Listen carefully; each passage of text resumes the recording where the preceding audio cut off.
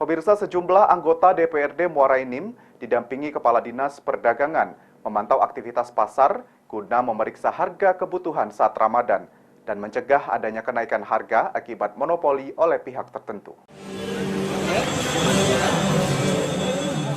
Sejumlah anggota DPRD Kabupaten Muara Enim mendatangi Pasar Kota Muara Enim didampingi Kepala Dinas Perdagangan dan UPD Pasar memantau aktivitas jual beli dan harga kebutuhan pokok selama bulan Ramadan agar harga yang naik bisa ditekan. Dalam sidaknya ini, anggota DPRD dan Dinas Perdagangan langsung menuju kios pedagang untuk menanyakan langsung kepada pedagang dan pembeli harga kebutuhan pokok.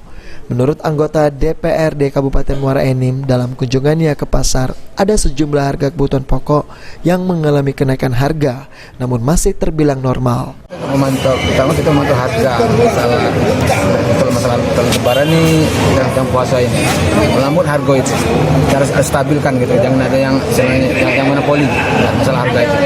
Untuk ada, tapi tidak disidikkan, ada kenaikan itu. Dalam batas normal itu Kak? Ada normal baik. Selain memantau harga kebutuhan pokok yang ada di pasar, anggota Komisi 3 ini juga memantau bangunan los-los pasar yang baru dibangun bagi pedagang. Mardian Syah, PAL TV.